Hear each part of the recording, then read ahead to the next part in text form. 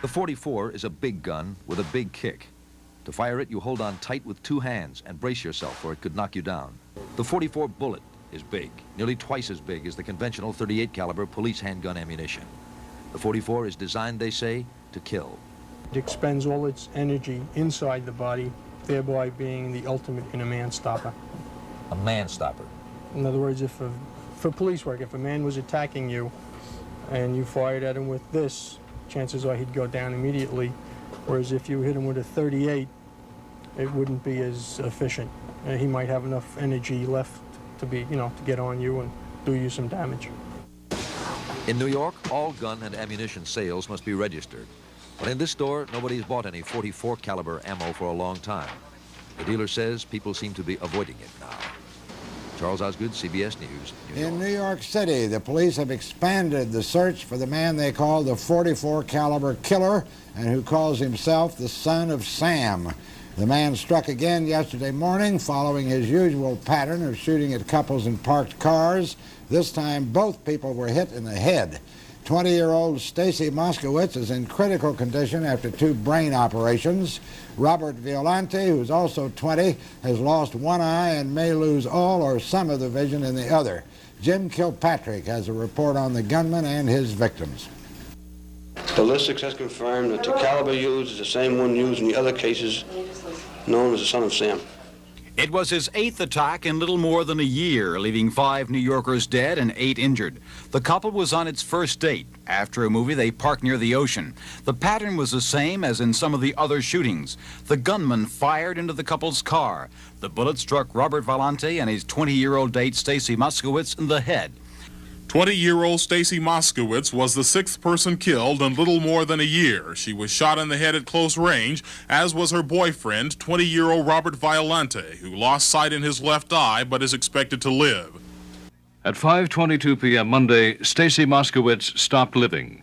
The doctors said they had not turned off the life support. It was just that the horrible damage done by a .44 caliber bullet in the brain was too much. 40 minutes after their daughter died, the parents spoke to reporters. I hope he suffers for the rest of his life. I hope he never has a minute's peace. I hope he suffers and just eats his heart out with a cancer. Because he's nothing, he's not human. He's not human. To do this to a young girl and a young boy, if I lost a child, that woman has a son that's blind. To do this to young people, he can't be normal. He's not normal. And I would give anything. I would give my life right here and now. My daughter is dead, but I would die right here and now to see this man punished. The one common element to the shootings is a gun. A 5-shot .44 caliber revolver made by Charter Arms, one of some 28,000 manufactured. Bullets in all the attacks have come from the same weapon. Whoever holds that weapon has killed 6 people and wounded 7 in 1 year and 3 days. The police have a composite sketch of their suspect compiled from witnesses' descriptions. But no one in the city of 8 million knows who is next. Reed Collins, CBS News, New York. I make a run in the house. I said, hurry up, run in the house. You want her inside, huh? No. I used to stay in front of my house and parking, and kiss goodnight, but we can't do that no more. Yeah. Just go right in. Even if it were well lit, even if it were a spot that you didn't think... Well, the last time the girl was killed, Stacy, she was underneath a lamplight, wasn't she? Mr. Gasper, I guess you're seeing the same commotion we're seeing. Have you seen it like this in your neighborhood before? Not anything like this. No.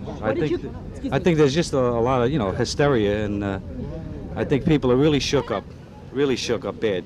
Why did you come out here tonight? Well, I saw the lights, and I just passed by just to look at it again. I just can't believe it. That it happens right here in the neighborhood. You hear about these things, and, when it hit Queens and the Bronx, you say, oh, well, it happened over there. Yeah. And you just hope that, it didn't happen here. But it did. We ready? That's a question New Yorkers have been asking themselves a lot lately. Are we ready for another blackout, or a bus hijacking, or a bombing, or another murder by the .44 caliber killer? I know that I'm not usually known for any public exhibitions of temper, but I want you to know I'm damned angry. One newspaper went so far as to report today that even the New York Mafia is trying to track the killer down. Police Commissioner Michael Codd. No, I read the paper too. That's all I know about it.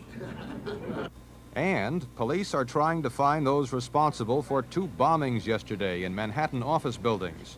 There were more bomb scares today, but no explosions.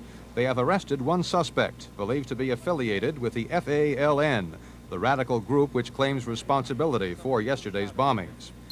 And then there was the widespread looting and arson during the city's blackout 3 weeks ago. Today, the Federal Power Commission issued its preliminary report and blamed Consolidated Edison, the city's power supplier. The FPC is simply wrong in questioning of Con Edison's ability to provide reliable service.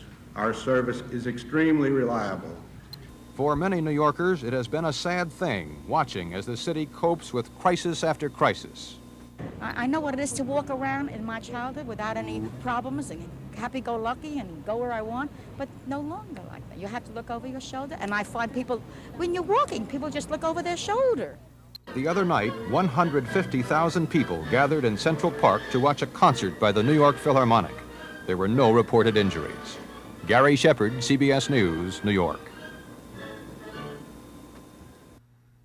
At about 1 this morning, 24-year-old David Berkowitz, who detectives believe is the son of Sam, was brought to police headquarters in Manhattan.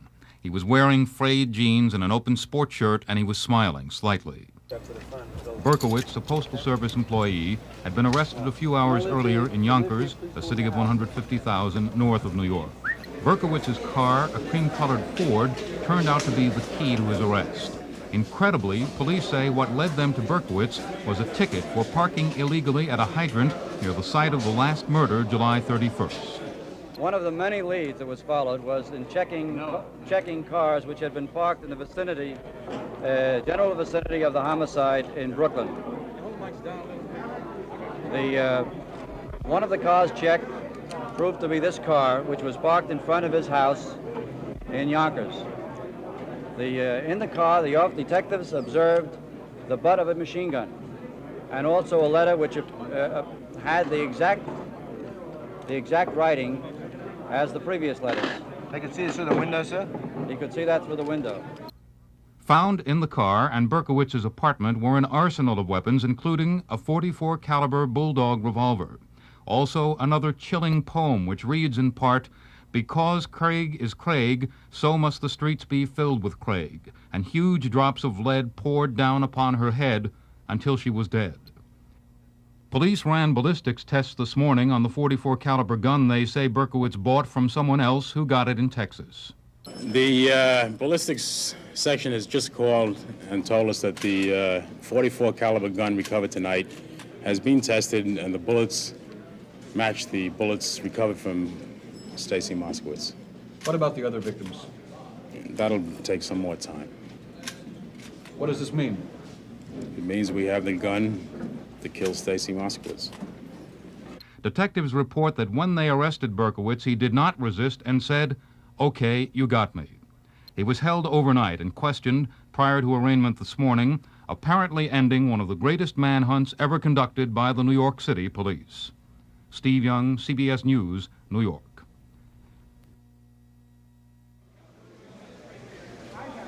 About 4 hours after David Berkowitz was brought to police headquarters in Manhattan, police said ballistics tests conclusively proved that the .44 caliber Bulldog revolver found in his car was the weapon used to kill the son of Sam's last victim, Stacy Moskowitz. Police artists had drawn several composites of what they thought son of Sam looked like. It turned out that he most closely resembled the first sketch. There was a key witness. Police refused to identify her, a woman who says she saw police officers ticket Berkowitz's car the night of the last murder after hearing shots and being approached by a man with a dark object in his hand. The woman was afraid she might be stalked by son of Sam and waited 4 days before contacting police. Berkowitz lived in Yonkers, north of New York. Police searching his apartment found one or more notes in the same handwriting as earlier son of Sam messages. Police described him as a loner. His neighbors discussed their impressions with CBS News correspondent Bill McLaughlin. He seemed strange to you? Not strange. When he came in, you know, he spoke what's happening and everything, but... He was friendly then? Yeah, he didn't seem strange. I never suspect him in this build out of every building in Yonkers. He's in 35 Pine Street, you know, that shocks me. Can't believe it. David Berkowitz, now in jail where he can do no harm. But he is still a human question mark. Who is David Berkowitz, and what made him, as the police allege, the son of Sam? We know very little.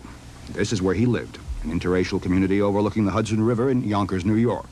He lived on the 7th floor at 35 Pine Street. His 70 apartment is now sealed by the police. His neighbors knew very little about David Berkowitz. I woke up this morning and my mother said to me that the son of Sam lived upstairs from us on the 7th floor. And I said, "Are you kidding?" She said that she had remembered riding in the elevator with him. I don't remember seeing him. I may have seen him in the building because a lot of people come in and out. But I don't think that picture looked anything like him. Well, I spoke to him a couple of times in the elevator and in the lobby, but I could never guess, that he would be the guy because he seems to me a normal guy. We have labels, places, and dates about David Berkowitz, but few explanations. He graduated from Christopher Columbus High School in the Bronx, where, as far as we know, he left no lasting impression. Berkowitz was an auxiliary policeman from 70 to 73. He received normal training in law and in unarmed defense. He did not receive firearms training. Where did he learn how to shoot? Do we know yet? Berkowitz joined the Army in June 1971. He won a sharpshooter's medal for expertise with an M16 rifle. It now appears that his name at birth was not Berkowitz. He was adopted by Mr. Berkowitz and his late wife in 1954. The people who knew him said that David Berkowitz moved through his life mostly unnoticed, almost invisible. The capture of the son of Sam was banner news all over Europe. The Vatican Daily headlined the story, Figlio di Sam. The London Daily News ran a 4-column head next to the suspect's picture, which read, Smile of the Mass Killer. And in Paris, Francois declared, New York can breathe again. The text, or perhaps show us facsimiles of any of the letters. We have I have one right here. I'll just give you an idea. It starts off, My Master. It was a yellow Ford with a black vinyl top, license plate 561XLB. And I'd looked in the car, I looked in the back seat, I noticed a duffel bag, and it seemed that there was like a butt of a rifle, something along that line. I then proceeded to look in the front seat. There was like an envelope on the floor that was stuffed with yellow manila paper. It seemed like possibly a letter. So at that time I started to walk away from the vehicle, and by that time I got maybe 10 feet away and 10 police officers jumped out and said, "Are you Dave Berkowitz?" At that time I said no. I identified myself as a deputy sheriff from the county of Westchester, and at that time they asked me, "Do you know David Berkowitz?" Then I explained the whole story to them, and they said, "Well, have you seen him?" And I said, "Yes, I did, because I'd seen him that morning, physically seen him, passed him by in a car. He was sitting on some side street. I had gotten a good look at him." So they said, "Would you do us a favor and help us out? We feel we don't have enough manpower here. We're waiting for more men to come. Seeing that you know him, would you sit with our, two of our officers, a Sergeant Gardella and another officer?" And we sat in their unmarked car down the block, about 3 cars up from his car. We sat there. It was approximately 8:30. Within about 15 minutes. Excuse me. I think at that point we already agreed that there was areas you could not make statements. Can you tell us, have you been inside the apartment and what did you see there if you have? A Brooklyn grand jury will begin considering evidence later this morning in the Son of Sam case. District Attorney Eugene Gold says he expects indictments. It turns out Berkowitz acquired his .44 caliber revolver in June of last year in Houston, Texas, 1 month before the first murder by Son of Sam. It was purchased at this pawn shop by an old Army buddy he was visiting.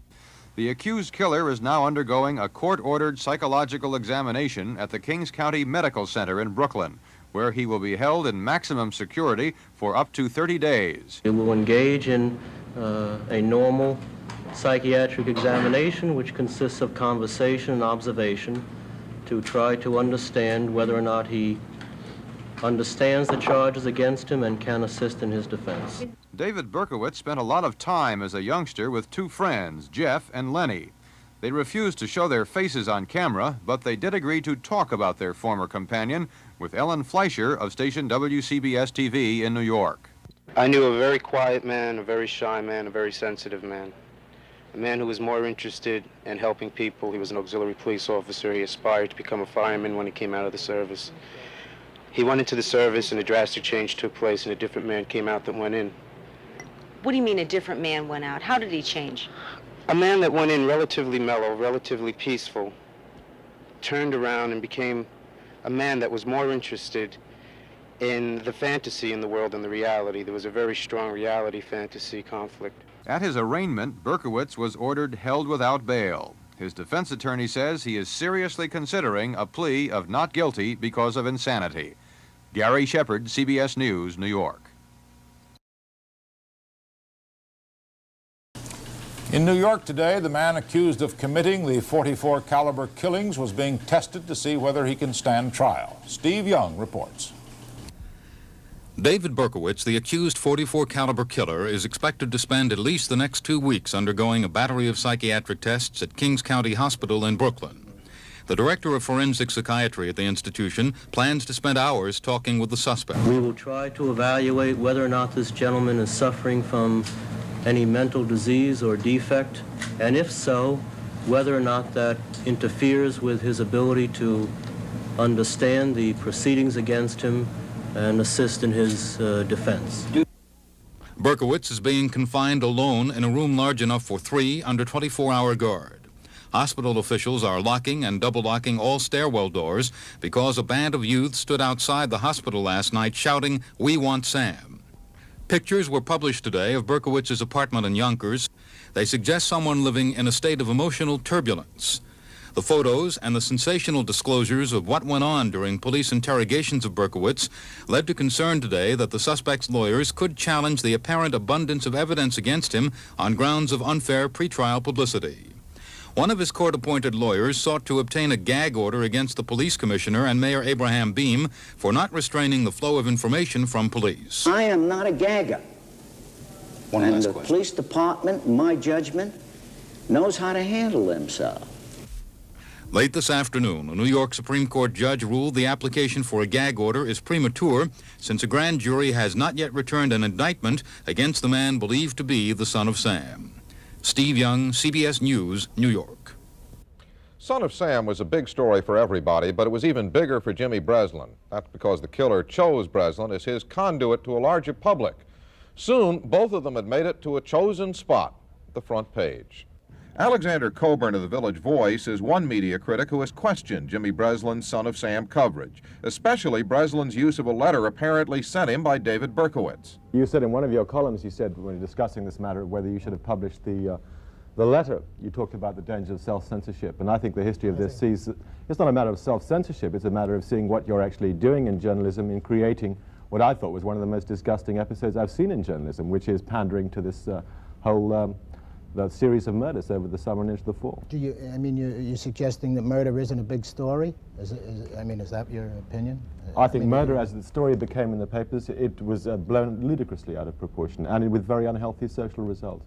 What were the unhealthy social results? I think the present mayor-elect, Mr. Koch, advocating capital punishment in certain cases. Ed Koch has been advocating capital punishment for some time, and he didn't. Yeah, but why do you think it took off on that particular occasion? Well, Abe Beame, you yourself noted that Abe Beame did try to ride this story a little bit. Abe Beame started it by coming in, started the political aspect of it by coming in.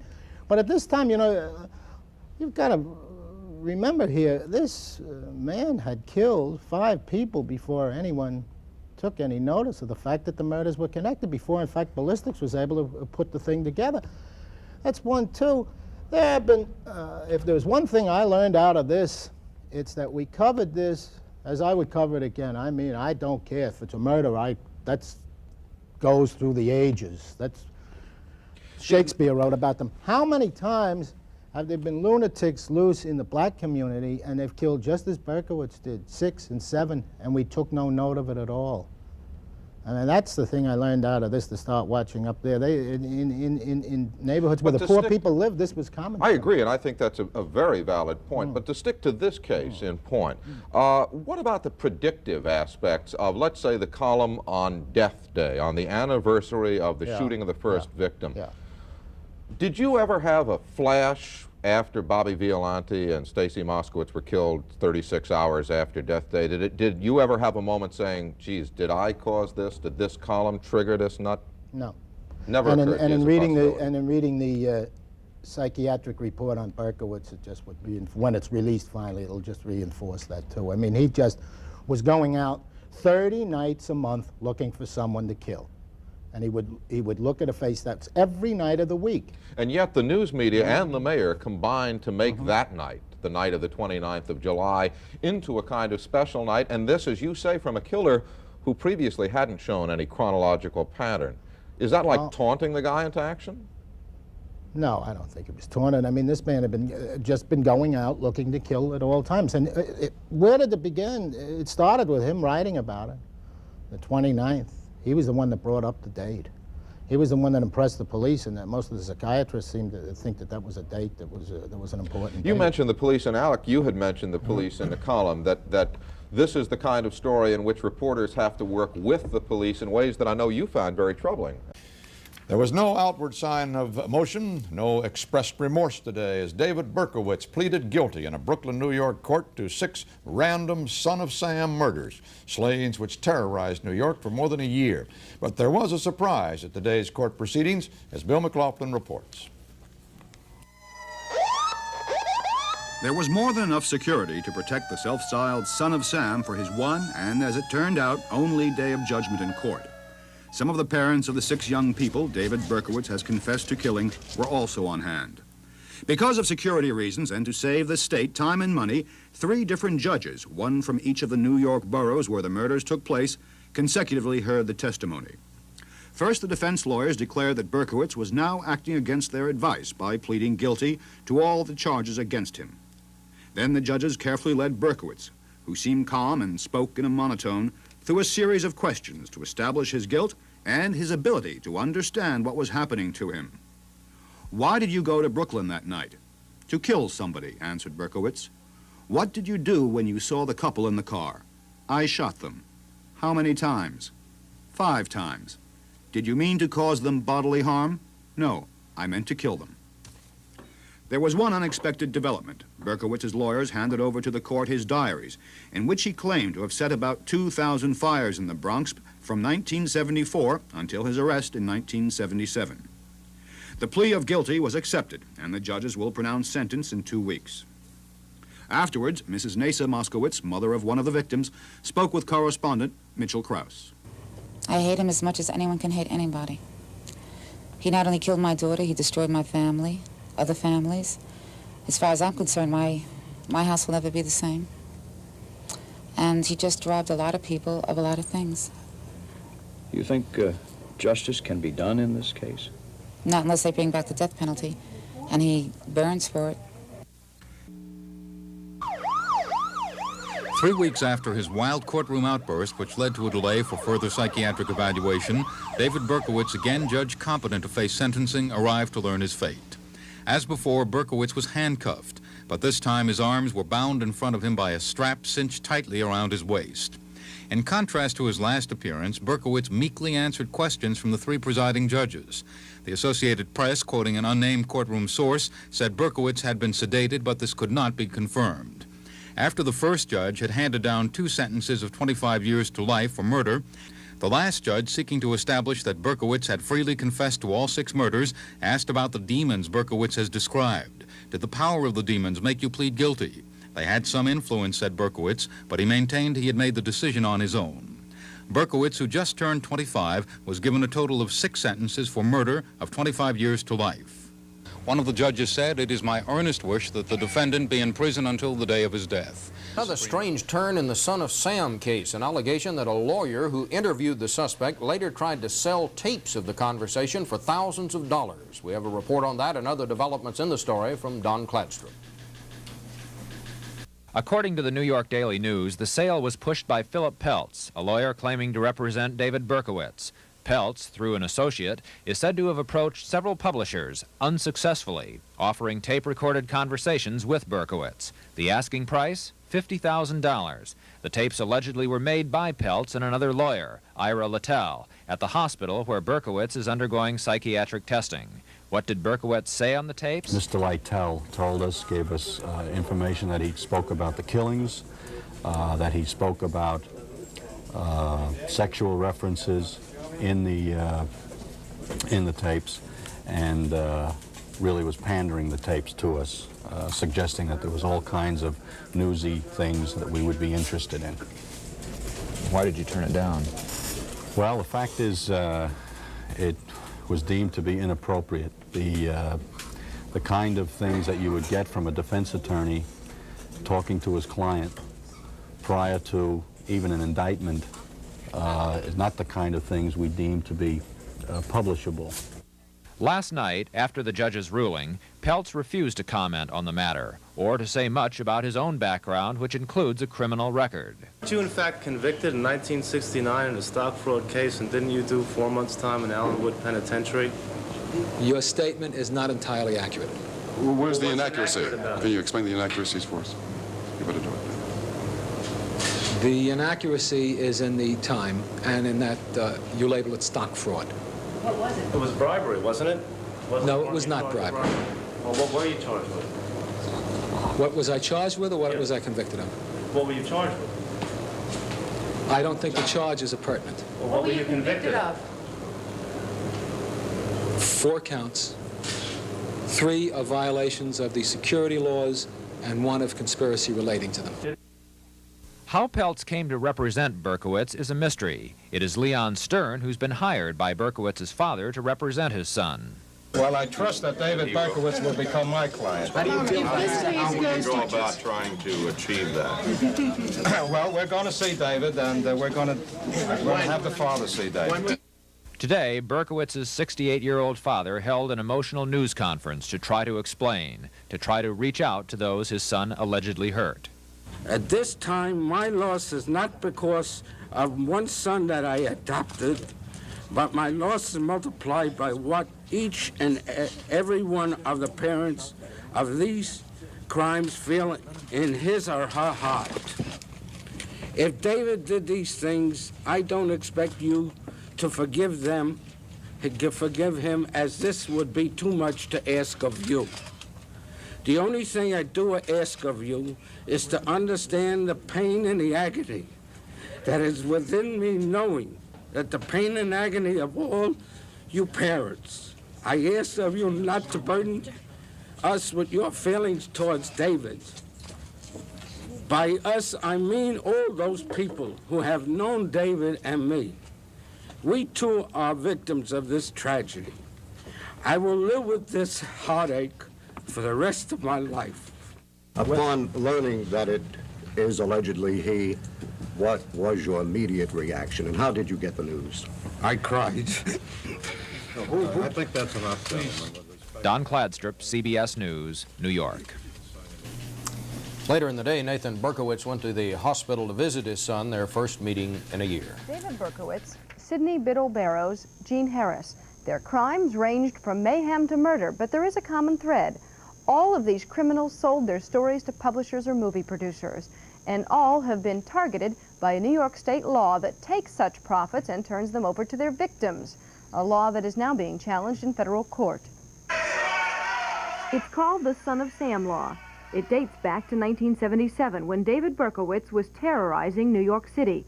It was thought the Son of Sam could make millions selling his story, so the law was passed to take that money from criminals like Berkowitz and give it to their victims. I do owe him something. Of course, nothing I can do could be undone.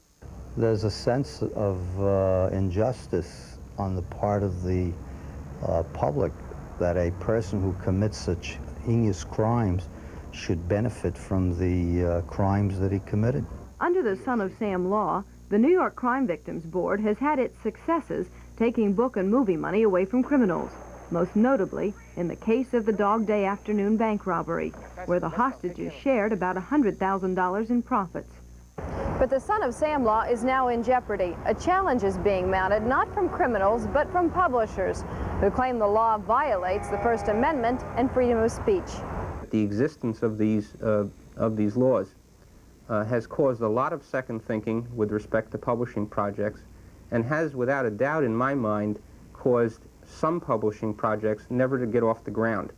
But the law hasn't stopped several high-profile criminals from telling and selling their stories. Stranger in Two Worlds, Jean Harris relates how she shot Scarsdale diet doctor Herman Tarnauer. Wise Guy, the story of mobster Henry Hill, the book at the center of the challenge to the Son of Sam law. And Trading Secrets, the insider trading tale of former Wall Street Journal reporter R. Foster Winans. The Crime Victims Board is going after the money earned by all of these criminal authors. There's nothing in the Constitution says that he has to earn money from depicting those crimes. But R. Foster Winans argues that without financial incentive, important stories will go untold. It's to our advantage to have more knowledge about why people do these things and maybe how they can be prevented in the future.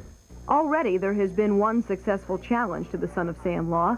Sydney Biddle Barrows, the Mayflower Madam, won a court battle arguing that her crime, running a high-priced call girl service, had no victims.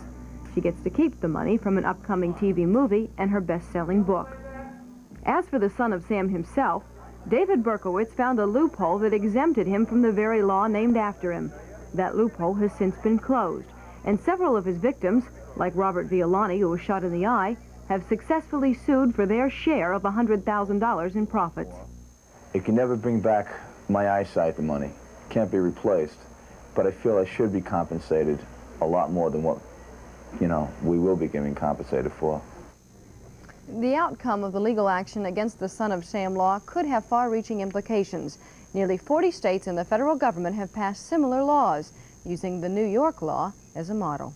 CBS Morning News continues now. It is 22 minutes after the hour.